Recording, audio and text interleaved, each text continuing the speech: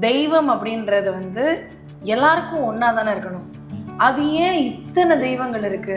உன் தேவை என்னவோ இல்லை உனக்கான தெய்வம் என்னவோ நீ அந்த தெய்வத்தை பிடிச்சிக்கோங்கிறதுக்காக தான் இத்தனை வடிவங்களை கொடுத்துட்டு போயிருக்காங்க.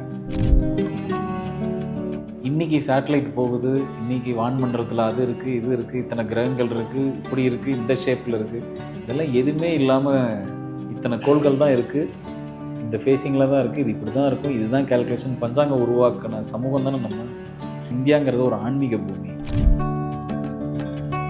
நம்ம காரியத்துக்கு தான் தெய்வத்தை பிடிக்கிறோம் அப்படின்னா தெய்வத்துக்கு உங்களோட நல்லா தெரியும் நீங்கள் எதுக்கு வரீங்க. பரிகாரம் பண்ணுறவங்களுக்கு எல்லாருக்கும் நான் சொல்கிற ஒரு காஷன் என்ன அப்படின்னா, இந்த பிரச்சனை நடந்துருச்சு, இதுக்காக நான் போய் பரிகாரம் செய்கிறேன் அப்படின்னு நீங்கள் போய் நின்னீங்கன்னா அதுக்கான வேல்யூ குறைவு தான். எனக்கான குடும்ப தெய்வம்னு ஒன்று இருப்பாங்க. ஒரு குடும்பமே சேர்ந்து திடீர்னு ஒரு தெய்வத்துக்கிட்ட போய் சரண்டர் ஆகிடுவாங்க. உதாரணத்துக்கு ஒரு ராகவேந்திரருக்கு பக்தராக மாறிடுவாங்க, ஒரு சாய்பாபாவுக்கு பக்தராக மாறிடுவாங்க. பெரிய அளவில் கொடுக்க போகிற தெய்வம் என்ன அப்படின்னா உபாசனை தெய்வம். இப்போ கலைத்துறையில் இருக்கிறவங்க இஷ்ட தெய்வம் மாதிரி உபாசனை தெய்வத்தை ரொம்ப பிடிச்சிக்கிறது சிறப்பான. நீங்கள் எந்த துறை வேணாலும் எடுத்துங்க. நான் ஒரு பிஸ்னஸில் இருக்கேன், நான் பிஸ்னஸில் ஜெயிக்கணும் அப்படின்னாலும் எல்லாம் வாசல் வரைக்கும் வரும், அங்கேயே நின்றோம். அதுக்கு மேலே தாண்டி நம்ம கிட்ட வராது. சில பேர் அதானே புலம்புறாங்க, எனக்கு எல்லாம் இருக்குது, எல்லா திறமையும் இருக்குது, கிட்ட வரமாட்டேங்குதே சார் அப்படின்னா. நம்ம திருந்தினா மட்டும்தான் தெய்வம் நம்ம கிட்ட வரும். நம்மளோட சிந்தனை எல்லாத்தையும் நம்மளை மாற்றிக்கிட்டான்னா தெய்வம் நம்ம பக்கத்தில் ஒரு சில பேர்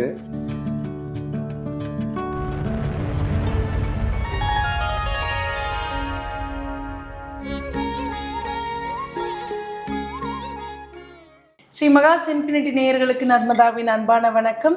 நம்மளுடைய சேனலில் தொடர்ந்து பல்வேறு விதமான ஆன்மீகம் சம்பந்தமான தகவல்கள் பார்த்துட்ருக்கோம். அந்த வகையில் இன்றைக்கி நம்ம பார்க்க போகிற இந்த ஒரு பதிவில் நேயர்களாகிய நீங்கள் கேட்டிருக்கக்கூடிய கேள்விகளுக்கான பதில் தான் பார்க்க போகிறோம். அதை பற்றின தெளிவான விளக்கம் கொடுக்கறதுக்காக நம்ம கூட இன்னைக்கு ஆஸ்ட்ரோ நியூமராலஜிஸ்ட் டாக்டர் மகாஸ் ராஜா அவர்கள் அணிஞ்சிருக்கிறாங்க. வணக்கம் சார். தெய்வம் அப்படின்றது வந்து எல்லாருக்கும் ஒன்றா தானே இருக்கணும். அது ஏன் இத்தனை தெய்வங்கள் இருக்குது? இப்போ வந்து ஒரு இஸ்லாமியர்கள் எடுத்துக்கிட்டிங்க அப்படின்னா ஒளி வடிவத்தில் வணங்குறாங்க. ஆனால் நம்ம மட்டும் ஏன் இத்தனை தெய்வங்கள், இத்தனை பேர்களை வச்சு இத்தனை திருவிழாக்கள் கொண்டாடுறோம் அப்படின்னு இப்போ இருக்கக்கூடிய 2K கிட்ஸுக்கு நிறைய சந்தேகம் இருக்கும் சார். ஏன்னா வந்து அந்த காலத்தில் ஒன்று தொழிலுக்கும் ஒவ்வொரு கடவுளை வந்து பிரித்து வச்சாங்க, அது எல்லாமே ஓகே. இன்னைக்கு இருக்கிற குழந்தைங்க கேள்வி கேட்குறாங்க, எதுக்கு இத்தனை தெய்வங்க இருக்காங்க? அப்போ எல்லா தெய்வங்களும் வந்து ஒரு வேலையை தான் பண்ணி கொடுப்பாங்களா? அப்போ எனக்கு இந்த காரியம் ஆகணும்னா இந்த தெய்வத்தை அது மட்டும்தான் நான் பிடிச்சிக்கணுமா?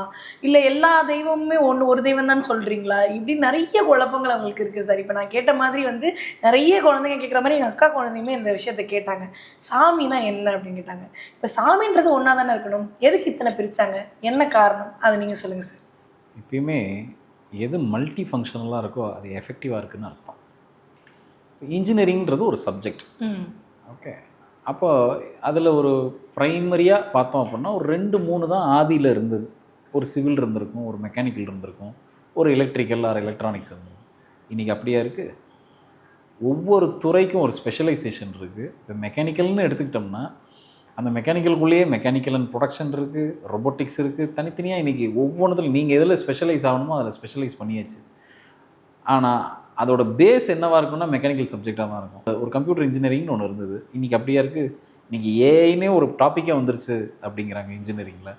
சைபர் செக்யூரிட்டிக்கெல்லாம் ஒரு தனி எலக்டிவ்ஸ் தனியாக கொண்டு வந்துட்டாங்க. இந்த மாதிரி நிறைய சொல்கிறாங்க. அப்போது அந்த சப்ஜெக்டோட நுணுக்கங்கள் போக எனக்கு எது தேவையோ அதை மட்டும் நான் தொட்டுக்க போகிறேன். ஆனால் அதோட பேஸ் என்னவாக இருக்க போது ஒரே ஒரு சப்ஜெக்ட் தான். அதுலேருந்து பிரிஞ்சு வந்தால் தான் இவ்வளவும். அப்போது மூலங்கிறது ஒன்று தான், ஒரே தெய்வம் தான். எல்லாத்துக்கும் ஒரே தெய்வம் தான். நீங்கள் எந்த பக்கம் திரும்பி நின்று எப்படி கும்பிட்டாலும் ஒரே தெய்வம் தான் உங்களுக்கு ஆன்சர் பண்ண போகுது. அந்த சக்தி வடிவத்தை நான் எப்படி கூப்பிட போகிறேன்? என்னோடய தேவைக்கு எப்பயுமே நான் சொன்ன மாதிரி மல்டி ஃபங்க்ஷனலாக இருக்கும் போது துல்லியமாக இருக்கும். நான் தொட்டால் அந்த இடத்துல கரண்ட் வரும். ஏன்னா பர்பஸை தெரிஞ்சு நான் கை வைக்கிறேன். இல்லைன்னா நான் ஒன்று போல் கொடுத்துட்டு போயிடலாம்ல எல்லாத்தையுமே.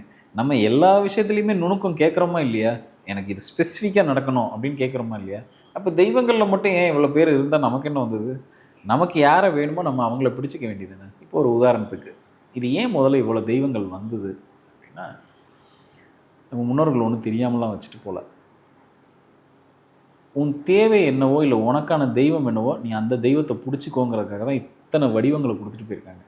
அப்போது இவ்வளோ பேர் ஆன்மீகத்தில் உள்ள அவ்வளோ டீப்பராக இருந்திருக்காங்க. இதுக்கு நமக்கு முன்னாடி வாழ்ந்தவங்க எல்லாரும் ஆன்மீகத்தில் இவ்வளோ தூரம் டீப்பராக இருந்திருக்காங்கன்னு அர்த்தம்.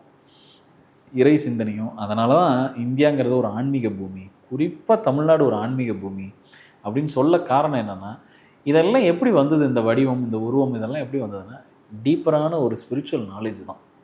இன்றைக்கி சேட்டலைட் போகுது, இன்றைக்கி வான்மண்டலத்தில் அது இருக்குது, இது இருக்குது, இத்தனை கிரகங்கள் இருக்குது, இப்படி இருக்குது, இந்த ஷேப்பில் இருக்குது, இதெல்லாம் எதுவுமே இல்லாமல் இத்தனை கோள்கள் தான் இருக்குது, இந்த ஃபேஸிங்கில் தான் இருக்குது, இது இப்படி தான் இருக்கும், இதுதான் கேல்குலேஷன், பஞ்சாங்கம் உருவாக்கின சமூகம் தானே நம்ம. அப்போ இதுதான் பேஸ். இந்த பேஸை இப்போ ஒரு கிரகத்துக்கு ஒரு சக்தியை நம்ம அங்கே போய் நம்ம சரண்டர் ஆகும்போது இந்த கிரகம் நம்ம அங்கே போய் சரண்டர் ஆகிறதுக்கு சமானம்.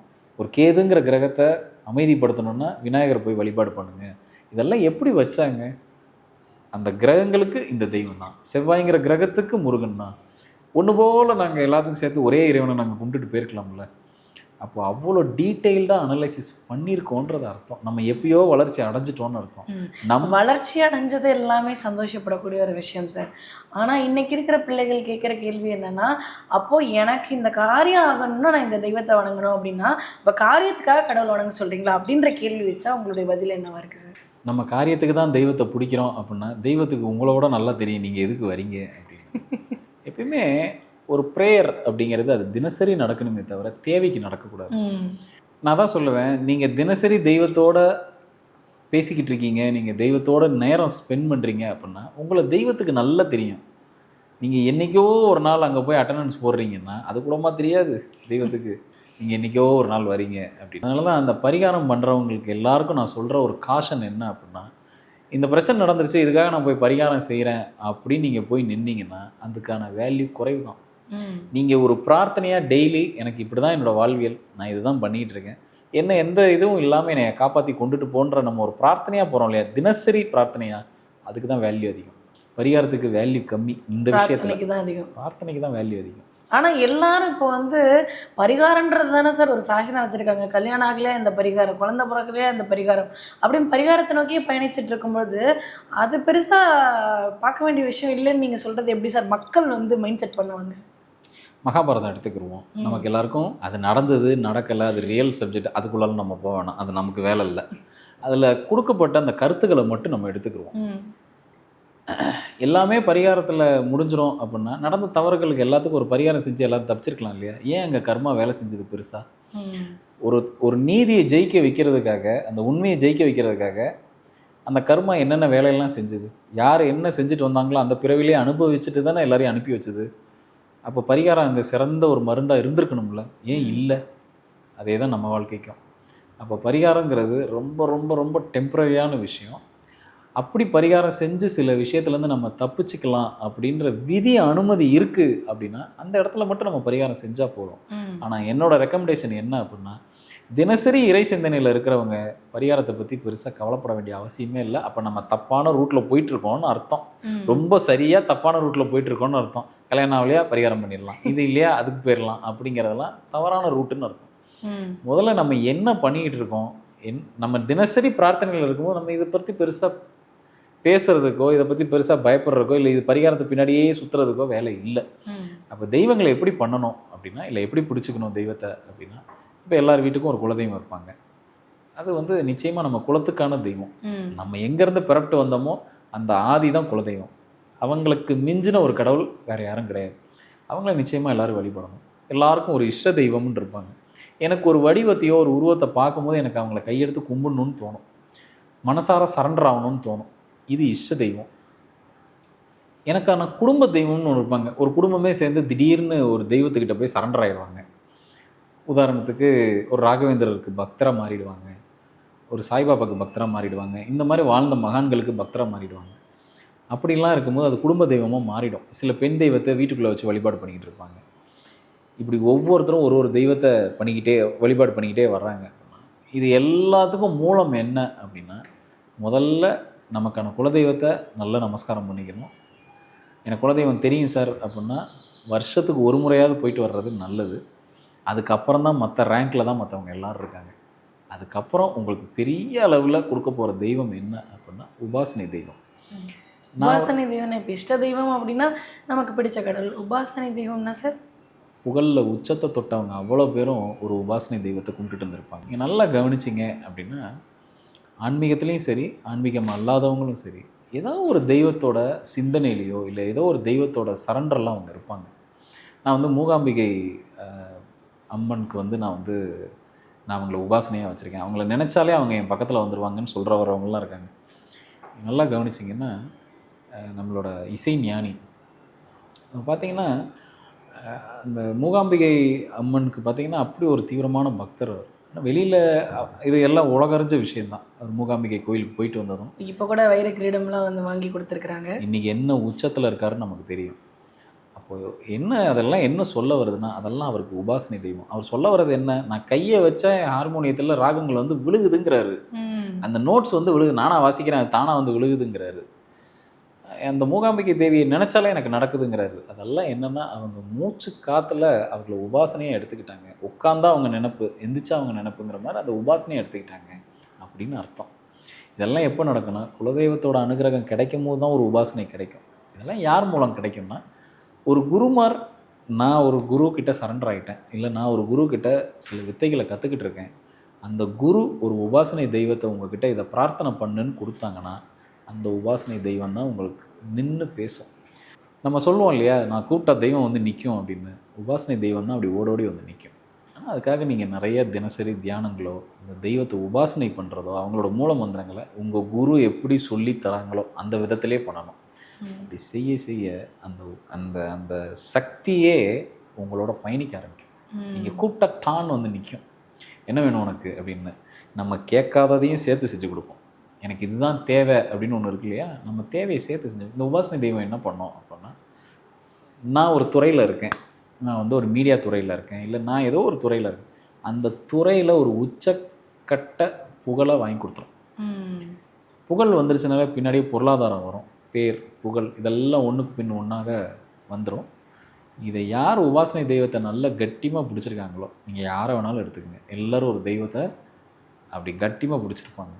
ட்ரம் சிவமணி அவரில் ஆரம்பித்து எல்லாருமே குறிப்பாக அந்த வித்தைகளில் இருக்காங்க அப்படின்னா அவங்க எல்லாருமே வந்து, ஏன்னா இதில் புகழ் ரொம்ப முக்கியம். கலைத்துறையில் இருக்கிறவங்க இஷ்ட தெய்வம் மாதிரி உபாசனை தெய்வத்தை ரொம்ப பிடிச்சிக்கிறது சிறப்பான. நீங்கள் எந்த துறை வேணாலும் எடுத்துங்க. நான் ஒரு பிஸ்னஸில் இருக்கேன், நான் பிஸ்னஸில் ஜெயிக்கணும் அப்படின்னாலும் எனக்கு உபாசனை தெய்வம் வேணும். இது எல்லாத்துக்கும் நம்மளோட பேர் சரியாக வேலை செய்யணும், நம்மளோட குலதெய்வம். இப்போ நம்ம வந்து தெய்வத்தை தேர்ந்தெடுக்கிறது கூட இத்தனை விஷயங்கள் பார்க்கணுமா சார்? கண்டிப்பாக. பேர், பிறந்த தேதி எல்லாமே. ஆமாம், எல்லாமே சரியாக இருக்கும் போது தான் சரியாக நடக்கும். நம்மளது எல்லாமே தப்பாக இருக்கும் போது எல்லாம் வாசல் வரைக்கும் வரும், அங்கேயே நின்றோம், அதுக்கு மேலே தாண்டி நம்ம கிட்ட வராது. சில பேர் அதானே புலம்புறாங்க, எனக்கு எல்லாம் இருக்குது, எல்லா திறமையும் இருக்குது, கிட்ட வரமாட்டேங்குதே சார் அப்படின்னா, நம்ம தான் எதையுமே மாற்றிக்கிறதுக்கு தயாராக இல்லையே. நம்ம திருந்தினா மட்டும்தான் தெய்வம் நம்ம கிட்ட வரும்.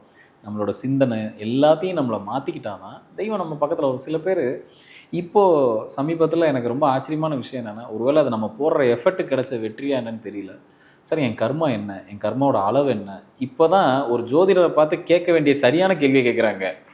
இல்லைனா எப்படி இருக்கும் கேள்வி அப்படின்னா, என்ன நான் ஒரு 100 கோடி சம்பாரிச்சிருவேன்னா, நான் இப்படி வந்துடுவேனா, லைஃப்பில் அப்படி வந்துடுவேனா அப்படின்ட்டு கர்மாவை கலையணுன்ற சிந்தனை வந்திருக்கு. நிச்சயமாக இது நான் ஒரு பெரிய மாற்றமாக நான் பார்க்குறேன். ஏன்னா இன்றைக்கி நவீனமய அதெல்லாம் இருக்கட்டும் ஒரு பக்கம், நம்ம இவ்வளோ தூரம் எஃபர்ட் போட்டு பேசுகிறது ஒரு 4 பேர் காதில் போய் விழுந்திருக்குங்கிறது அதுவே ஒரு மகிழ்ச்சி தான். எதை உட்கருத்தை நம்ம வச்சு பேசுகிறோமோ எல்லாத்துக்கும் ஒரு தொடர்ச்சி இருக்குது அப்படிங்கிறதான் பேசிகிட்டு இருக்கோம் நம்ம இவ்வளோ நாளாக. அதை நிறைய பேருக்கு சரியான முறையில் போய் சேர்ந்துருக்குங்கிறது உண்மையிலே எனக்கு அதில் உள்ளபடியே மகிழ்ச்சி தான் எனக்கு. ஸோ அந்த கேள்வியோட தன்மை கொஞ்சம் கொஞ்சமாக மாற ஆரம்பிக்குது.